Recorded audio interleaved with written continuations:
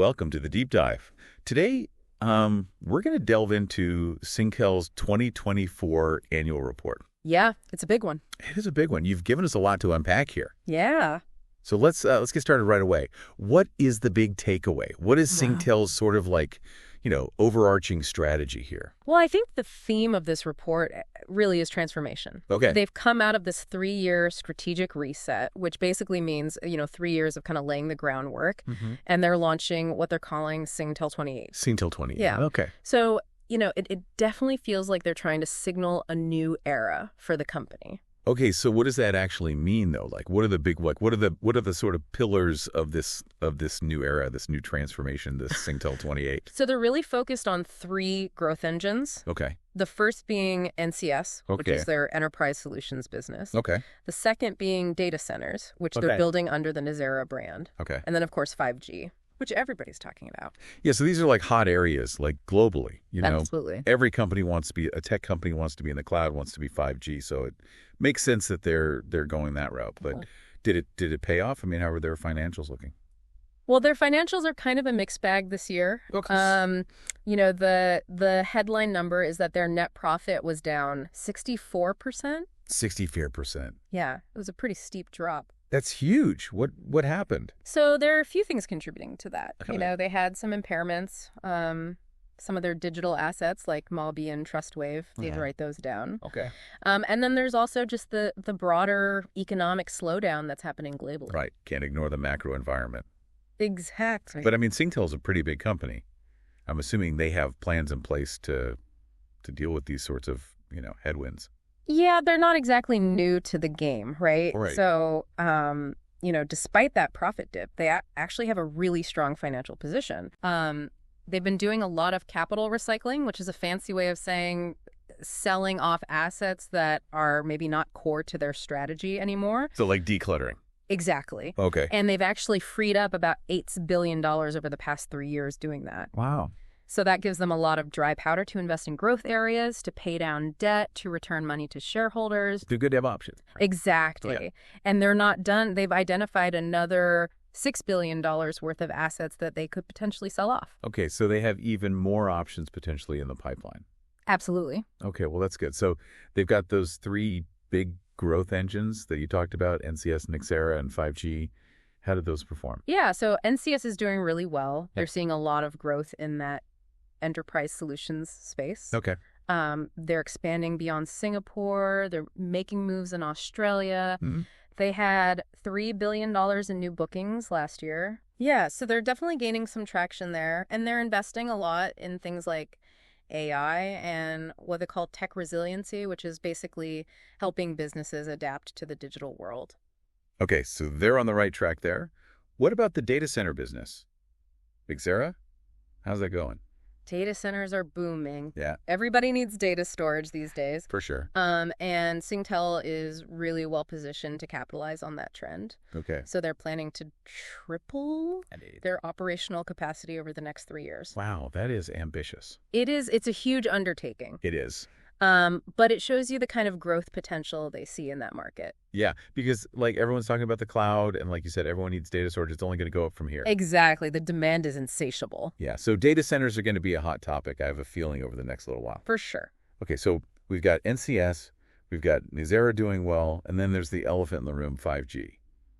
How's that going for them? Well, 5G is interesting because it's both a huge opportunity and a huge challenge. Right. They are a leader in 5G in Singapore. Mhm. They're making good progress in Australia, but it's a very capital-intensive rollout. Right. There are some risks there. Like what are the risks? Well, there's the risk of, earnings dilution in the short term Okay. because it's costing them so much money to roll this technology out. Right. And there's the risk that, the payback period ends up being longer than they expect. Mm-hmm. And there's also the whole question of device affordability, Right, because people need to actually buy the phones that will work in the network. Exactly. Right. So, they're very aware of those risks. They're trying to manage them carefully, but Yeah. it's definitely something to keep an eye on. Right. So it's a bit of a gamble, but I mean, they seem to have thought this through. Right. They have plans in place to mitigate the risk. They do. They're not just, throwing spaghetti at the wall and seeing what sticks. Yeah. Right, exactly. I like that analogy. Yeah. So it sounds like things are looking up for them in a lot of these different areas. NCS Nicera, 5G, they're aware of the risks. They have plans to deal with them. Yeah. What about their regional operations, though? We didn't really touch on that too much. Yeah. So their regional associates are, they're a bit of a mixed bag as well. Okay. But they're definitely focused on capturing opportunities in those markets, Okay. particularly in Indonesia and Thailand, where there's still a lot of room for growth in mobile and fixed broadband services. Okay. So, they're being very strategic about how they approach those markets. They're trying to make sure that they're maximizing their potential in those areas. Exactly. Okay, so we have a company in transformation. We have a company that's looking towards the future. Absolutely. They're not shying away from these new technologies. They're embracing them. Yeah, they're leaning in. Yeah, they're leaning in, exactly. And they're aware of the risks, and it seems like they're, making calculated decisions. But it's one thing we haven't talked about yet, and that's sustainability. Ah, yes. The S word. The S word. And this is something that, is becoming increasingly important to investors, to customers, to just, everyday people. Yeah. So how is Singtel approaching this whole idea of sustainability? Well, let's just say that sustainability is not just a buzzword for them. Okay. They're actually weaving it into the fabric of their business, and we'll delve into that in the next part of our deep dive. Okay, I can't wait. I'm very intrigued to see what they're doing. Mm. We'll be right back after this. All right, so we're back, and we're talking about sustainability, which, honestly, it's one of those things that can sometimes feel like a bit of a buzzword these days, right? Like every company has to have their sustainability report, and, they're all talking about, saving the planet, but how much of it is actually, genuine action versus just, PR? Yeah, greenwashing is definitely a thing. But I gotta say, Singtel seems to be going beyond the superficial stuff here. Okay, good. They're tackling this from multiple angles, like climate action, digital inclusion, even responsible procurement. Okay, so they're thinking about the whole picture. Yeah, they're trying to bake sustainability into the DNA of the company. I like that. Yeah. Okay, so let's talk about those different angles you mentioned. Let's start with climate action, because, that's the one everyone's talking about these days. Yeah. What are they actually doing to reduce their carbon footprint? Well, the big headline is that they're aiming for net zero emissions by 2045. Okay, 2045. That's ambitious. It is. It's a huge goal, especially for a company as large and complex as Singtel. Right. They've got operations all over the world. Exactly. Okay, so how are they actually going to get there? What's the plan? So they've got a multi-pronged approach. Okay. They're investing heavily in energy-efficient equipment across their operations. So making things more efficient from the get-go?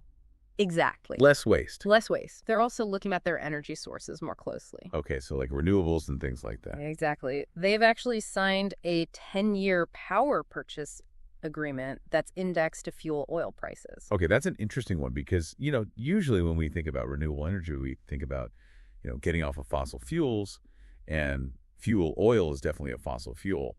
So how does that fit into their sustainability goals? So it's a bit counterintuitive, but it actually makes a lot of sense in this case. Okay. Basically, this agreement acts as a sort of safety net for them. Okay. It guarantees them a stable energy supply at a predictable cost, which is important in this day and age where energy prices are all over the place. Yeah, for sure. But here's the kicker. It also allows them to buy solar energy whenever it's available. Oh, okay, so it's like a hedge. Exactly. They're hedging their bets, but they're also leaving the door open to incorporate more renewables. Okay, that's pretty clever. I like that. So they're tackling the climate issue from, multiple angles, energy efficiency, renewable energy sources. Yeah.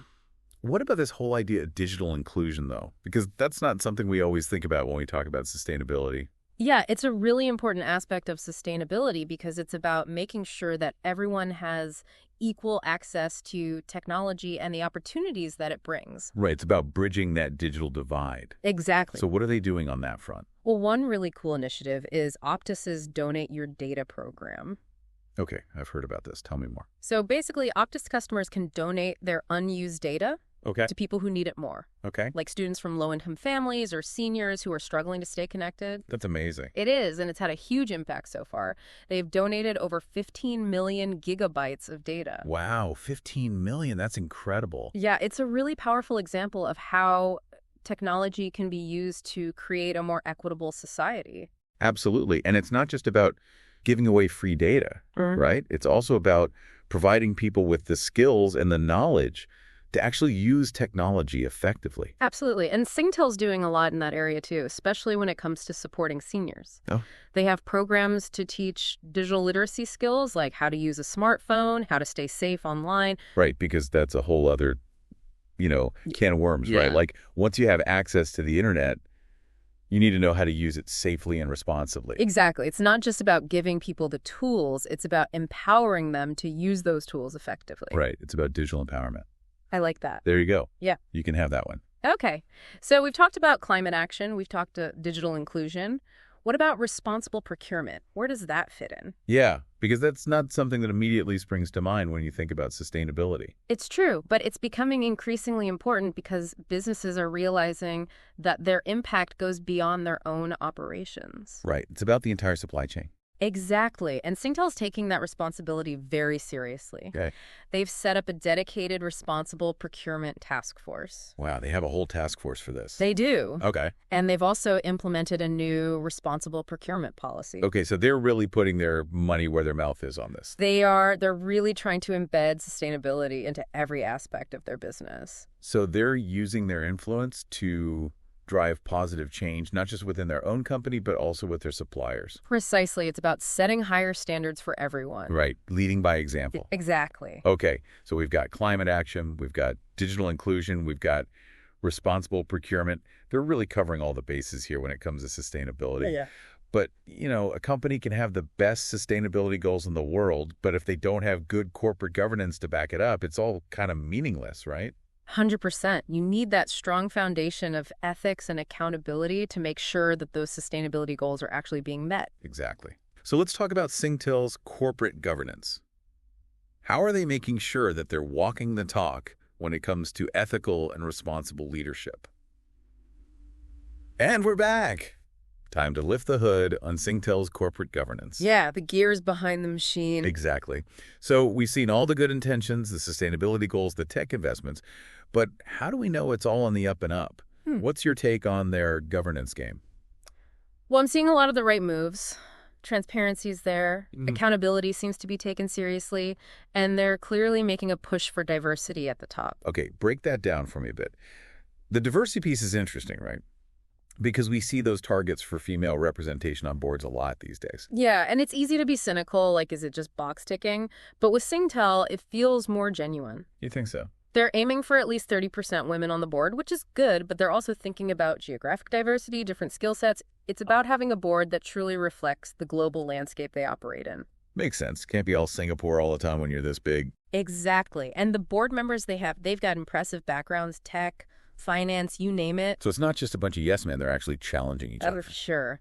And they've got that rigorous annual evaluation process, even bring in an outside consultant to keep things honest. Ooh, someone who isn't afraid to ruffle some feathers. I like it. Shows they're serious about accountability, right? Big time.